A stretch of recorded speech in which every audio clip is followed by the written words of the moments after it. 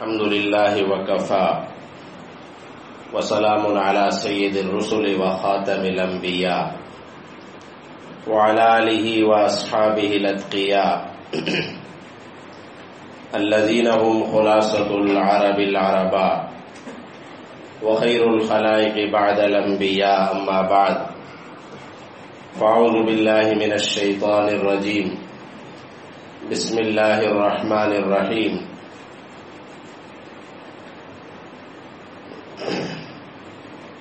الف لام میم تنزیل الکتاب لا ریب فیہ من رب العالمین صدق اللہ العظیم قال النبی صلی اللہ تعالی علیہ وسلم شہر رمضان شہر اللہ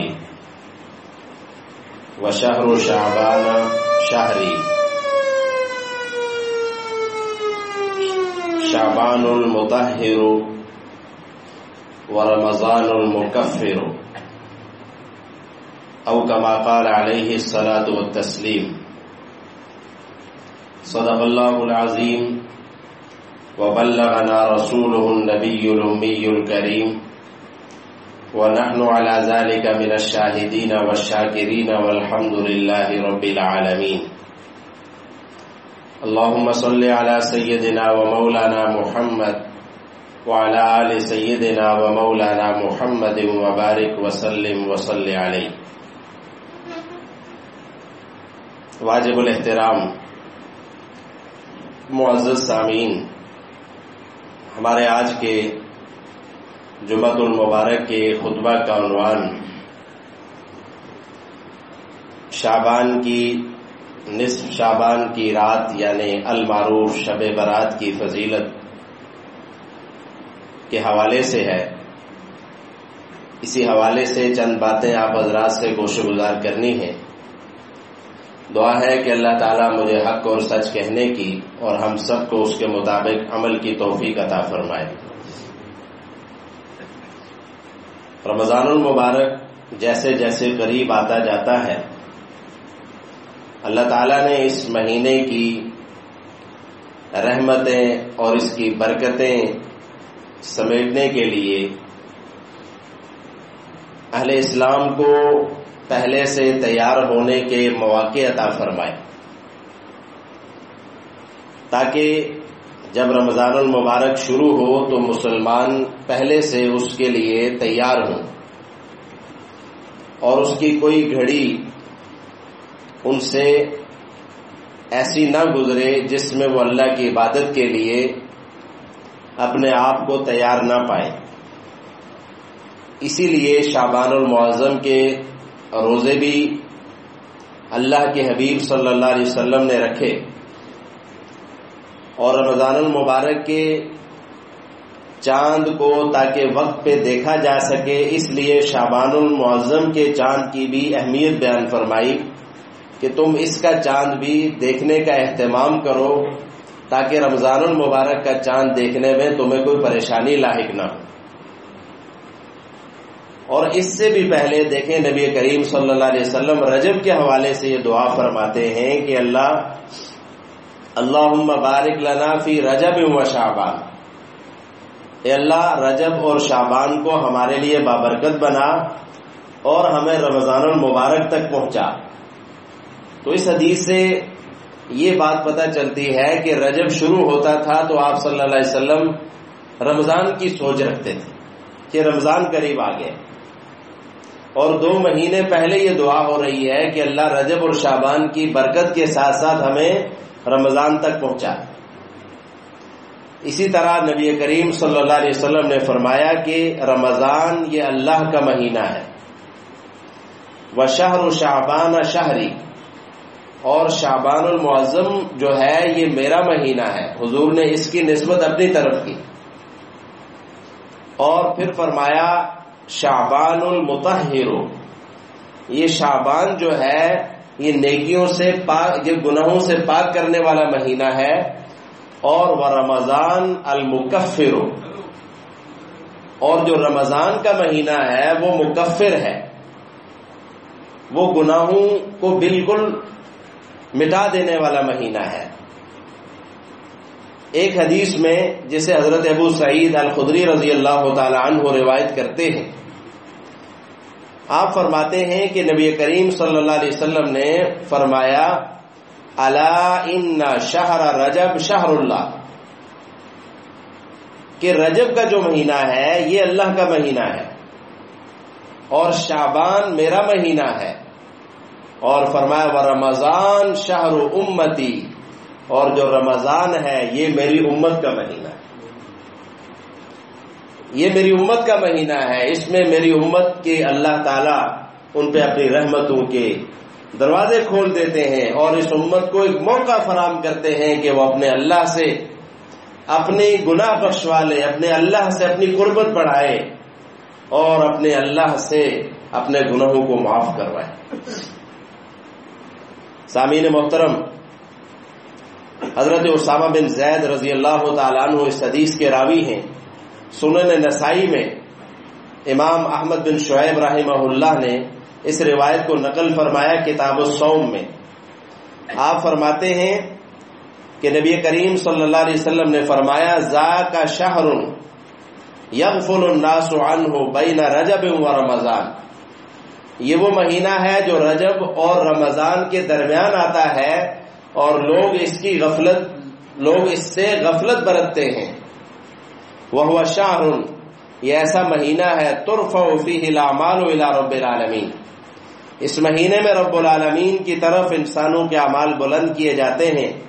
فانا احب ان یرفع عملی وانا صائم، میں چاہتا ہوں کہ جب میرے اعمال اللہ کی طرف بلند ہوں تو میں اس وقت روزے کی حالت میں۔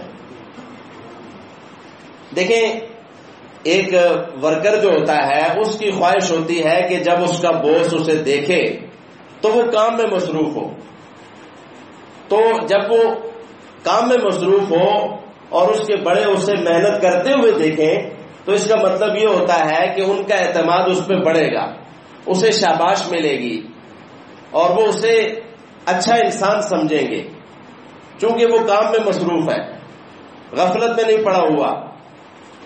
ایسے ہی ایک انسان کی بندگی کا کمال یہ ہے کہ اس کی خواہش ہو کہ جب اللہ رب العالمین کی طرف اس کے نامہ اعمال کھلے، اس کے اعمال پہنچے، تو اگر وہ بندگی میں مصروف ہوگا، عبادت میں مصروف ہوگا، تو اللہ کی نظر رحمت اس کی طرف پہلے سے کہیں زیادہ متوجہ ہوگی، اللہ کو اس بندے پہ پیار آئے گا۔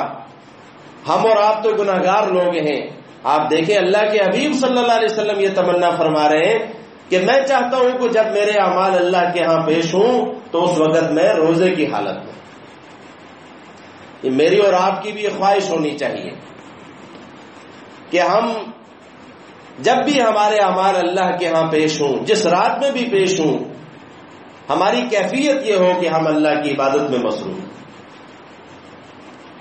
سامعین محترم، نصف شعبان کی جو یہ رات ہے، اس میں ایک لمبی روایت ہے، حضرت عائشہ صدیقہ رضی اللہ تعالیٰ عنہ فرماتی ہیں آپ صلی اللہ علیہ وسلم گھر سے نکلے تو میں پیچھے آپ کے ہو گئی تو دیکھا آپ صلی اللہ علیہ وسلم اس رات بقیع غرقد میں تشریف لے گئے، آپ نے وہاں پہ دعائیں کی، تو آپ صلی اللہ علیہ وسلم نے جو دعائیں فرمائیں ان میں خاص چیز کیا تھی؟ یستغفر للمؤمنین، آپ نے مومنوں کے لیے، ایمان والوں کے لیے، ایمان والے مردوں، ایمان والی عورتوں کے لیے اللہ تعالی سے بخشش طلب کی، اور والشہداء، اور جو اس امت کے شہداء ہیں جو دین کی خاطر قربانیاں دینے والے ہیں ان کے لیے اللہ تعالیٰ سے بخشش اور درجات کی بلندی کی دعا فرمائی۔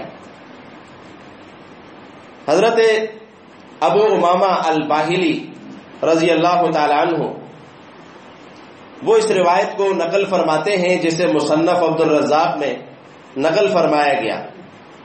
آپ فرماتے ہیں کہ نبی کریم صلی اللہ علیہ وسلم نے فرمایا خمس لیال لا ترد فیہن الدعاء، 5 راتیں ایسی ہیں جن میں کی جانے والی دعا رد نہیں ہوتی۔ 5 راتیں ایسی ہیں کہ ان میں انسان دعا کرے تو اللہ اسے رد نہیں کرتے۔ فرمایا ایک رات ہے لیلۃ الجمعہ، جمعہ کی رات، جمعۃ المبارک کی رات، ایسی عظمت والی رات ہے کہ انسان دعائیں کرتا ہے اللہ قبول فرماتے ہیں.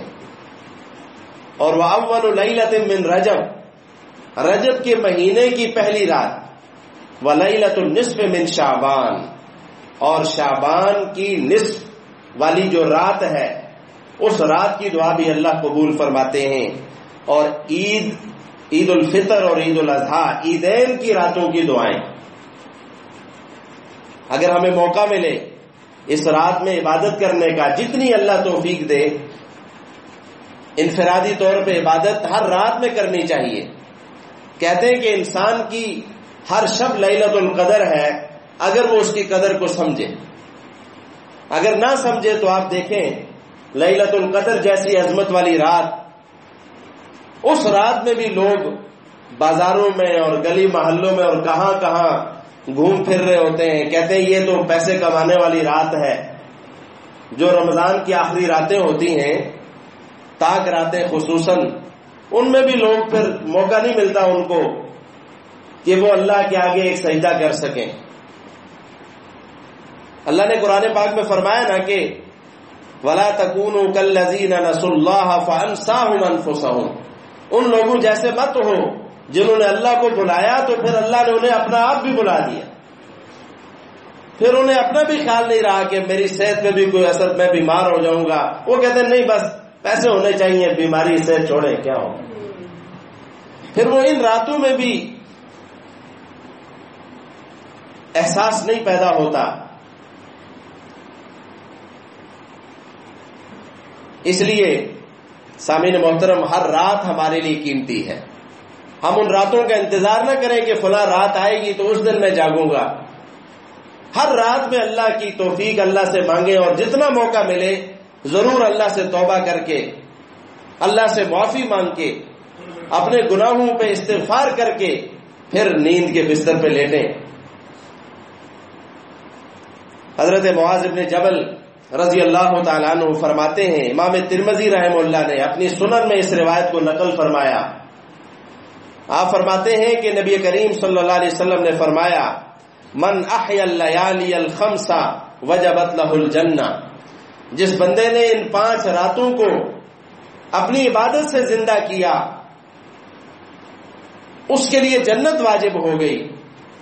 فرمایا ایک ہے ترویہ کی رات، لیلۃ الترویہ یعنی 8 ذوالحج کی رات، ولیلۃ العرفہ یوم عرفہ، عرفہ کی رات، ولیلۃ النحر قربانی والی رات، اور ولیلۃ الفطر فطر والی رات یعنی یکم شوال کی جو رات آتی ہے، ولیلۃ النصف شعبان اور نصف شعبان کی رات.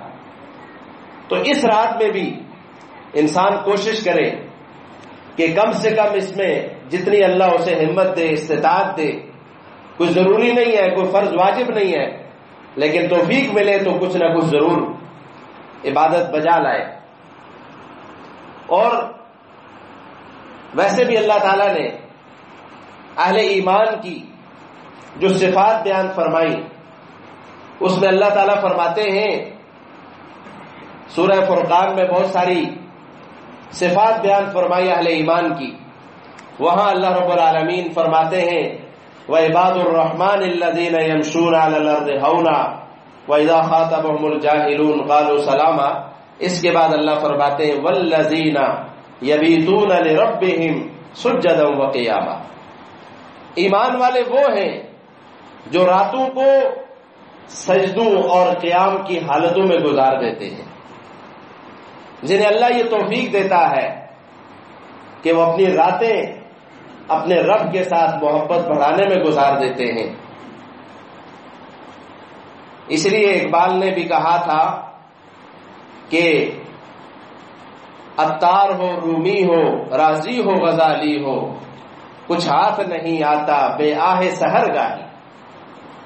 عطار اور رومی اور امام رازی اور امام غزالی جیسے بزرگ بھی اگر اللہ کے مقرب بندے بنے تو انہوں نے بھی راتوں کو جاگ کے اپنے رب کے ساتھ اپنی